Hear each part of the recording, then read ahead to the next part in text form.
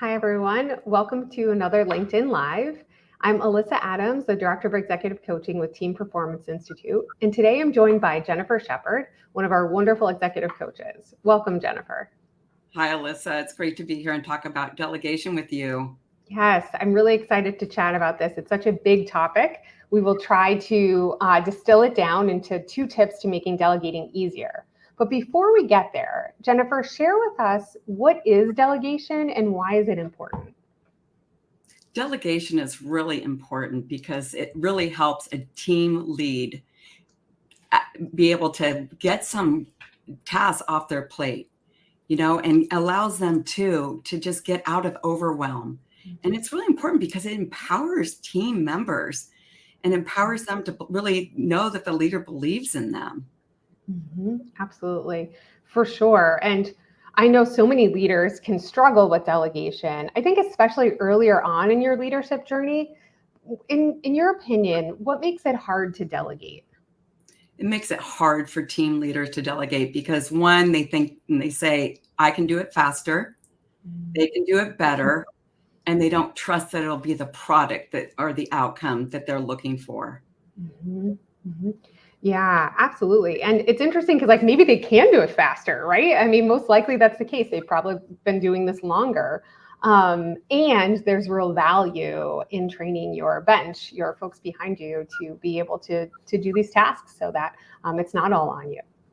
Yeah, building that bench is so important because there might be a promotion for the team leader right around the corner. Mhm, And when they build that bench, like that backup mhm, pitcher on a baseball team, mhm, have that team ready. mhm, Be mhm. ready. Yep, absolutely. So, Jennifer, tell us 2 tips to make delegating easier. Well, one tip is the 80-20 rule.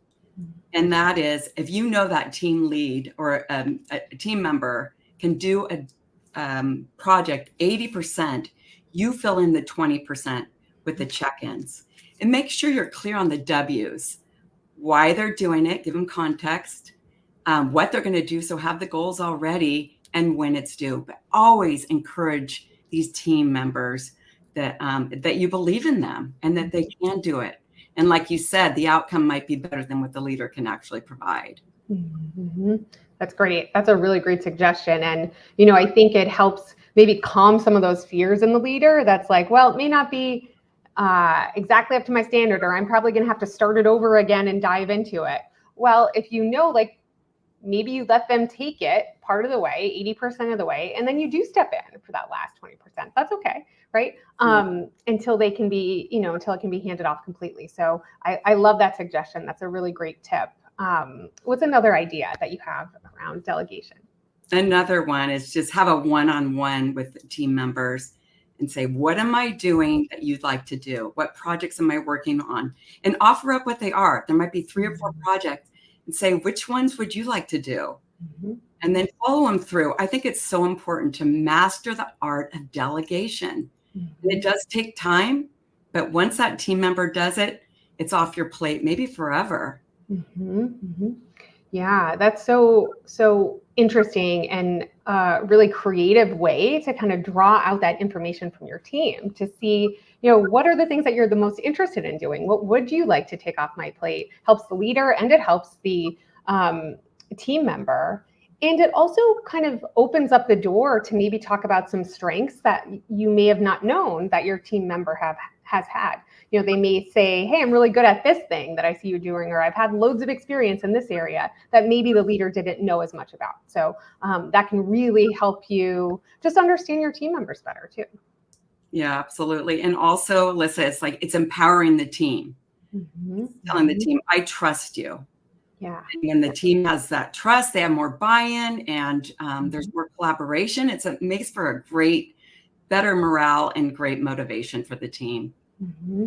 Yeah, absolutely. Well, Jennifer, thank you so much for sharing your ideas, for sharing these tips.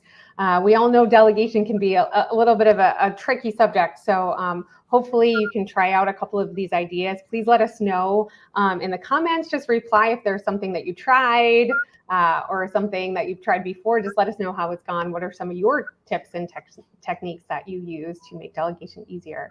So thank you for listening. And if you want to learn more about Team Performance Institute, feel free to follow us on LinkedIn or go over to our website at teamperformanceinstitute.com.